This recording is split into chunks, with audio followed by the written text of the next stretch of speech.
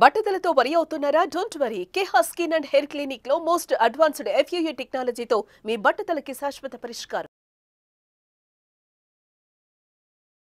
Hi, Dr. Bapuji Baljepalli again, Chairman of Center for Integrated Medicine, Hyderabad.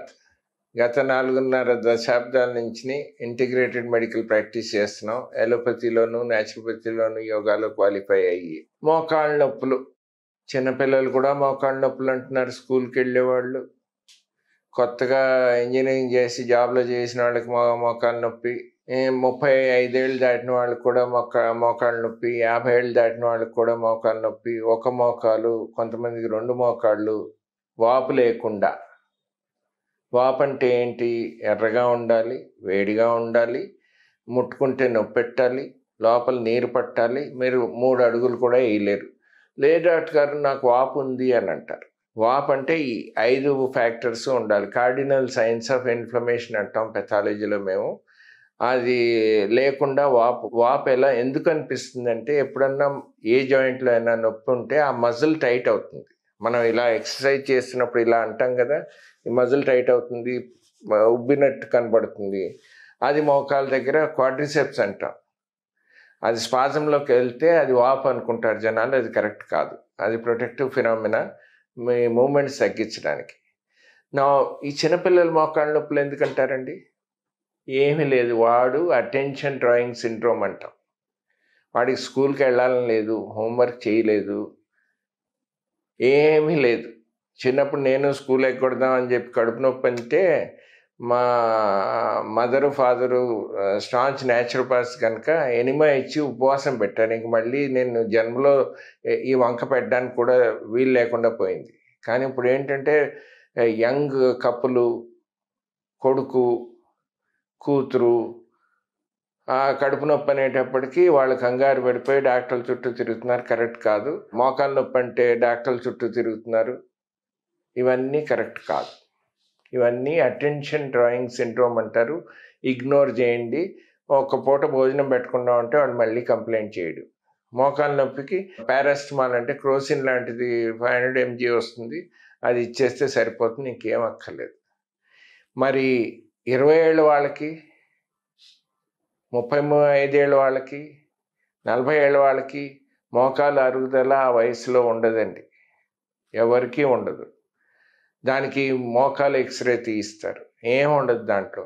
ఆ మోకాలు ఎక్స్రేలో కొంచెం అరిగింది అని అంటాడు ఆర్థోపెడిషన్. అది పట్టుకుని నాకు మోకాలు అరిగిపోయింది అంటారు. ఈ మధ్యన ప్రతి సందులోనూ మోకాలు మార్చే డాక్టర్లు ఆర్థోపెడిషియన్స్ ఉన్నారు. ప్రతి వాళ్ళు నా మోకాలు అరిగిపోయింది, దాంట్లో గుజ్జు తగ్గిపోయింది, దానికి ఏదో మందు కూడా ఉందని చెప్పి మందులు కూడా అమ్మారండి. అవి అన్నీ పనిచేయవండి, ప్లాసిబో ఎఫెక్ట్ తప్ప అంతకన్నా ఇంకేం లేదు.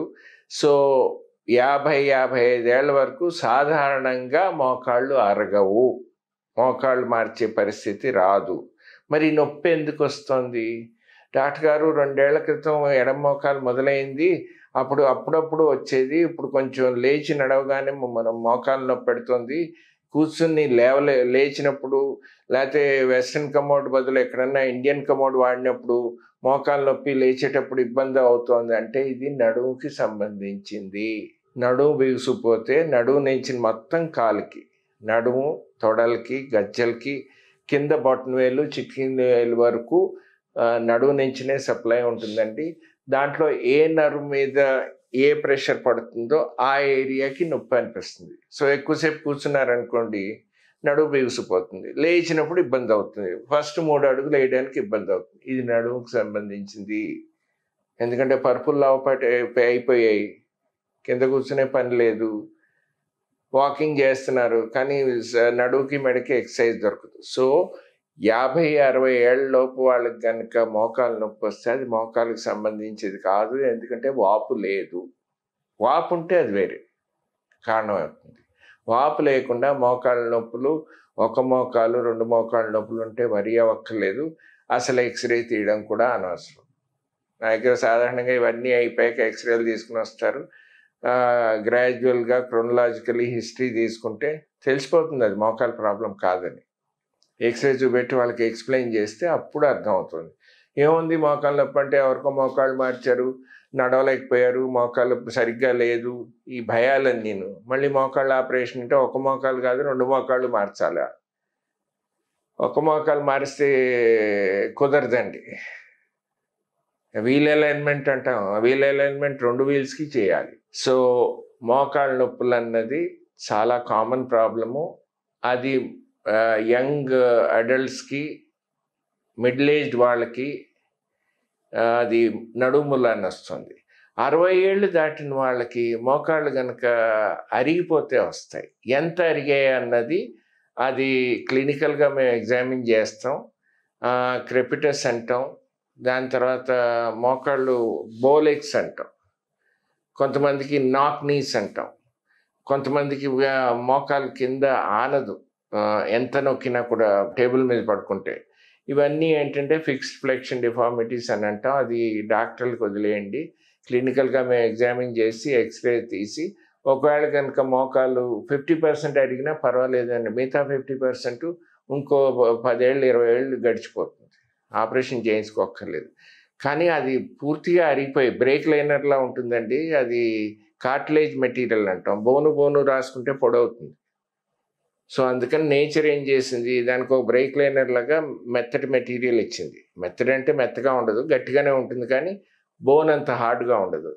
అది అరిగిపోయి బోను రాసుకుంటే మోకాళ్ళు మార్పిడి తప్పదు. ఇది అర్థం చేసుకుంటే చాలు. మాట్లాడితే పెయిన్ కిల్లర్స్ వాడద్దు. మ్యాక్సిమం మీరు వాడదలుచుకుంటే పారాసిటమాల్ కానీ, క్రోసిన్ కానీ, డోలో కానీ, క్యాల్పాల్ కానీ వాడుకోండి.